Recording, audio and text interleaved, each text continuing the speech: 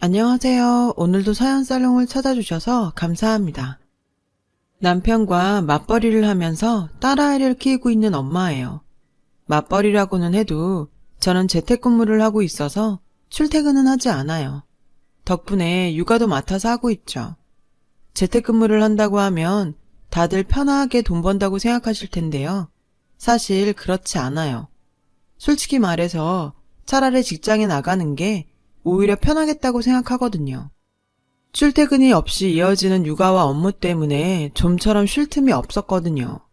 그래도 아이가 자라는 모습을 곁에서 지켜볼 수 있다는 건 행운이라면 행운일 거예요. 어린 자녀를 키우는 모든 엄마들이 다 그렇겠지만 바쁜 일과를 보내다 보면 아이 이유식은 정성껏 만들어 먹여도 자신의 입에 들어갈 반찬은 잘 안 해먹게 되잖아요. 그러니 늘 아이 먹고 남은 짜투리 음식이나 주워 먹고 대충 한 끼 때운다는 식으로 끼니를 넘기곤 하죠. 저도 한때는 그랬어요. 이모가 반찬을 해다 주시기 전에는요. 저에게는 이모가 한 분 계세요. 정확히는 친정 엄마의 절친이시죠. 이모는 친정 엄마보다도 저를 더 많이 챙겨주세요. 특히 제 입에 들어가는 것들요. 제가 애 키우느라 못 챙겨 먹을 거라고 이모는 일주일에도 몇 번씩 저희 집에 드나들며 반찬을 가져다 주세요. 게다가 이모는 음식 솜씨가 정말 좋아요. 제가 어릴 때부터 요리 잘하는 이모라고 불렀을 정도니까요.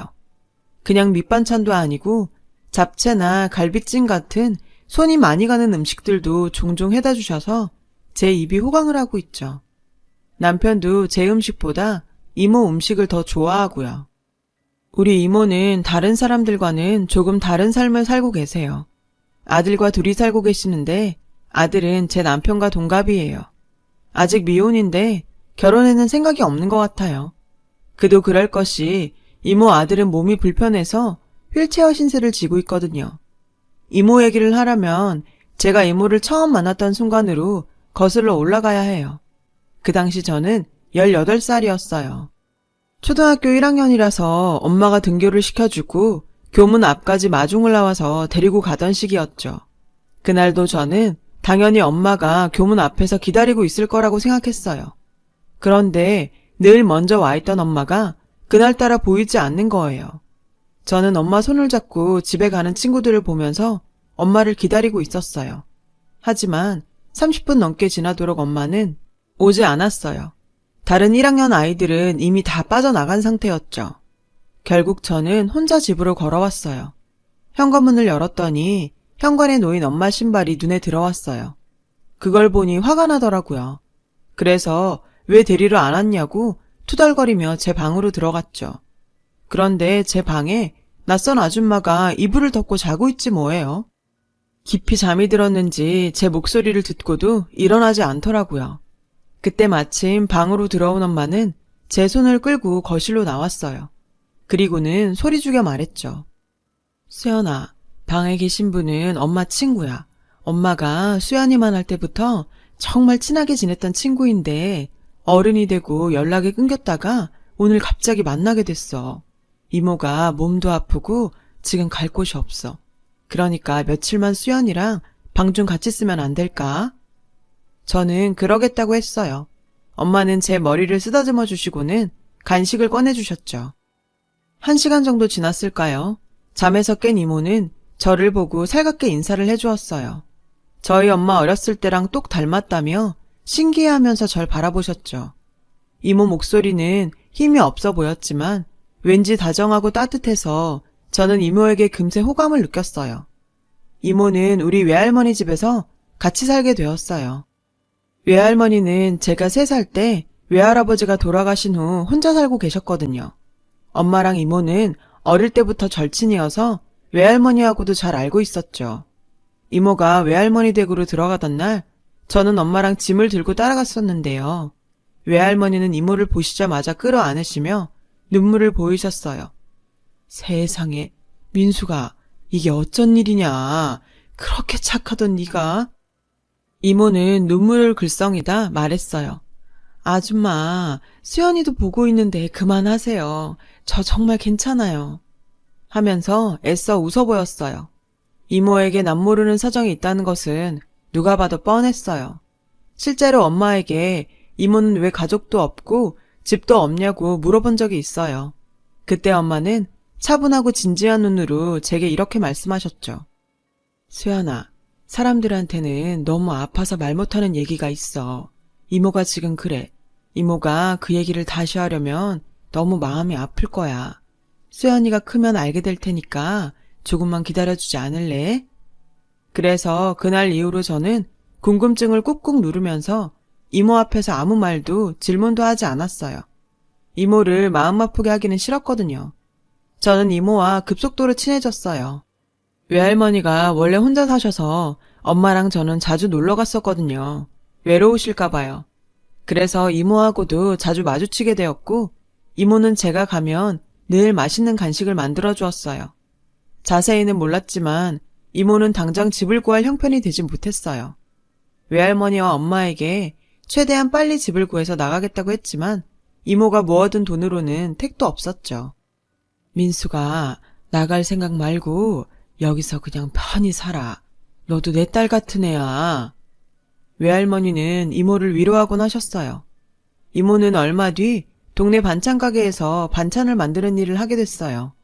이모는 외할머니가 사양을 해도 월급의 일정 금액을 떼서 월세처럼 드렸고 저축하는 거 외에는 저를 데리고 놀러 가거나 제게 맛있는 걸 사주는 데 썼어요. 이모는 저를 자식처럼 챙겨주었어요. 학교 체육대회나 중요한 행사 때 엄마가 일 가시면 이모가 대신 왔고 엄마 몰래 제가 좋아하는 가수 앨범을 사준 것도 이모였어요. 중고등학교 입학식과 고3 생활, 그리고 수능날까지도 이모와 함께였어요. 수능시험 날에는 도시락도 싸주었고요. 이모는 돈을 충분히 모으고 경제력도 생겼지만 외할머니가 붙잡아 두신 덕에 제 곁에 가까이 살 수 있었어요. 저는 원하던 대학에 입학해 대학생이 되었어요. 성인이 되고 나서는 아르바이트도 하고 용돈을 조금씩 벌게 돼서 저도 이모한테 선물을 하고 맛있는 것도 사드릴 수 있었죠. 이모랑은 정말 친구처럼 허물없이 지냈던 것 같아요. 오죽하면 엄마가 저보고 당신 절친을 뺏어갔다고 농담까지 했겠어요. 저는 남편을 대학교 3학년 때 만났어요. 남편은 제가 3학년 올라갔을 때 갓 제대하고 복학한 학교 선배였어요. 복학을 해서 학년은 저와 같았죠. 친구와 같은 동아리였는데 그 친구가 소개를 시켜줘서 만나게 되었어요. 대화가 잘 통하고 호감이 느껴져서 자주 연락을 하다가 자연스럽게 연애를 하게 되었어요. 연애를 한 지 1년이 지나서 저희는 나란히 졸업을 하게 되었어요. 저는 졸업하고 나서 취업하려고 준비를 하고 있었고 남자친구도 마찬가지였죠. 그러던 와중에 남자친구가 제게 뜻밖의 말을 꺼냈어요. 내가 친구를 소개시켜주고 싶어. 우리는 같은 대학에 다녀서 남자친구의 친구들은 웬만하면 다 알고 지냈거든요. 이 친구는 좀 다른 친구야.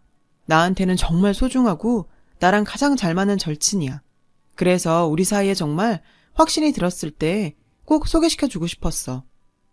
남자친구의 말에서 저는 아, 진짜 소중한 절친이구나 하는 것을 느꼈고 알겠다고 대답했어요. 남자친구는 주말에 친구를 만나러 가자고 했어요. 그 주 토요일 남자친구와 1시간 정도 버스를 타고 도착한 곳은 도시에서 조금 떨어진 한적한 곳이었어요. 도착한 건물에는 장애인 복지관이라고 적혀 있었어요. 남자친구는 익숙한 듯 건물로 들어가 그곳 직원분들에게 인사를 건넸어요. 결혼 생각하고 있는 여자친구예요. 라고 절 소개해서 조금 쑥스럽기도 했죠. 남자친구의 손을 잡고 조금 긴장한 채로 한 방으로 갔어요. 문을 두드리니 조금 뒤에 문이 열리고 한 남자가 나왔어요. 환하게 웃는 얼굴로 남자친구를 맞은 그 남자는 마른 책으로 휠체어를 타고 있었어요. 잘 지냈냐? 내가 형수님 모셔왔다. 농담을 건네며 남자친구가 저를 인사시켜 주었어요. 여기는 내 친구 정우야. 여기는 내 여자친구 수연이. 정우 씨는 환하게 웃으면서 손을 내밀어 악수를 청했어요. 민준이한테 얘기 많이 들었어요. 결혼할 생각으로 만나고 있다고요. 꼭 뵙고 싶었어요. 정우 씨는 13살 때 교통사고를 크게 당한 뒤 하반신 마비가 되었다고 했어요. 불행하게도 가족들은 장애를 가진 정우 씨를 책임지기 싫어해서 불행한 청소년기를 보냈다고 해요. 정말 죽고 싶었죠. 민준이 아니었음 저 죽었어요. 남자친구는 정우 씨를 챙기면서 자기 집에서 재우면서 정우 씨를 응원해 주었다고 했어요. 그리고 정우 씨가 성인이 되고 나서 독립을 하고 싶다고 하자 복지시설과 경제적 지원을 모두 나서서 알아봐주고 이곳에서 독립할 수 있도록 도와주었죠. 장애도 힘든데 가족들도 등을 돌렸다니 얼마나 힘들었을지 안타까웠어요. 그래도 남자친구 같은 친구를 만난 건 다행이다 싶었어요. 남자친구가 자랑스럽기도 했고요. 정우는 사이버 대학에서 컴퓨터 전공을 하고 있고 지금 프로그램을 개발하고 있어. 장애인들을 위한 프로그램인데 하반신 마비뿐 아니라 신체 장애가 있는 사람들이 컴퓨터를 수월하게 쓸 수 있게 알려주고 유용하게 쓸 수 있도록 도와주는 프로그램이야. 남자친구는 제게 자랑하듯 말했어요. 아직 개발 단계지만 꼭 진짜 사업으로 키워보고 싶어요. 할 수 있는 게 손 쓰는 거니까요. 컴퓨터를 끼고 살았거든요. 라며 정우 씨는 수줍게 말했죠. 그날 이후로 남자친구랑 자주 정우 씨를 찾아갔어요. 만나면 셋이서 수다도 떨고 신나게 놀았죠. 그러던 어느 날 저는 예상치 못한 사실을 하나 발견하게 되었어요. 정우 씨 방에는 사진이 딱 하나 있었는데 바로 갓난아기였던 정우 씨를 안고 있는 부모님과 찍은 사진이었죠. 아버지 부부는 접어두고 정우 씨를 안고 있는 어머니만 남겨두었더라고요. 아버지가 미워서요. 어머니는 돌아가셨어요. 제가 어릴 때요. 새어머니가 생겼는데 새어머니가 절 싫어하셨어요. 저를 복지시설로 보내자고 그렇게 아버지를 들들 볶았는데 아버지는 절 보내지도 못하고 새어머니 등살에 시달리는 것도 싫으니까 저를 없는 애 취급을 하셨어요. 배다른 동생만 챙겼죠.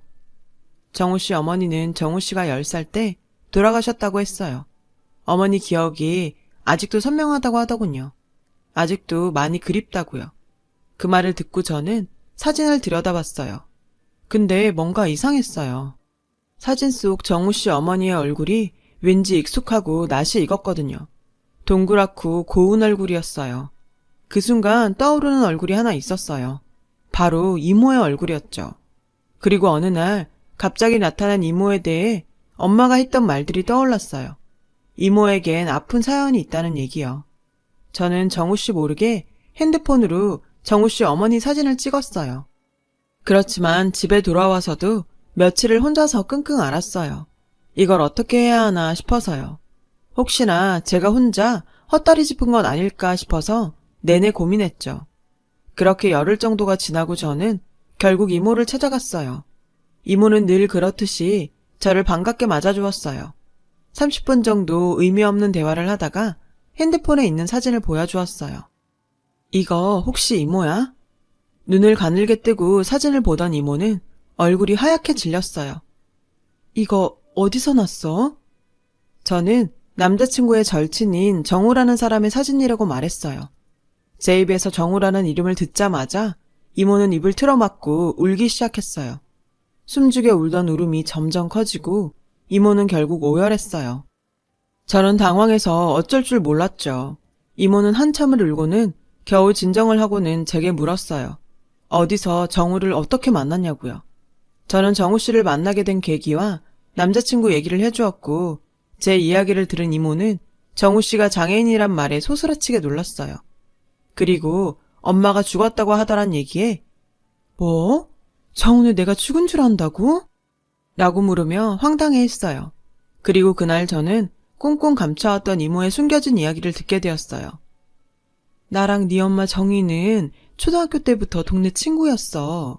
서로 친자매처럼 붙어 다녔지.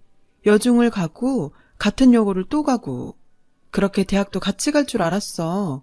그런데 우리 집안에 일이 터졌어. 아빠가 사업 중에 사기를 당하신 거야. 결국 우리 가족은 너희 가족에게 인사도 하지 못하고 야밤에 짐만 싸들고 그 동네를 벗어나 도망쳤어. 빚쟁이를 피해서 말이야. 대학이고 뭐고 각종 아르바이트에 닥치는 대로 일해 돈을 벌었어. 그때 정우 아빠를 만났어. 내가 일하는 다방에 오던 남자였어. 누가 봐도 잘 사는 집 남자였지. 내가 좋다고 찾아왔고 늘 쫓아다녔어. 나는 처음엔 주제넘는 짓이라고 생각해서 거절했는데 계속 다가오니까 흔들리더라. 그래서 결국 그 사람과 사귀게 되었어. 몇 년을 아무 일 없이 만났어. 정말 아무 일 없이. 그런데 갑자기 덜컥 임신이 된 거야. 겁이 났지만 정우 아빠는 날 책임지고 결혼하겠다고 했고 나는 그렇게 결혼을 하게 되었어.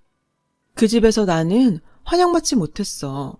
시댁에선 가진 거 없는 날 못마땅해 했거든.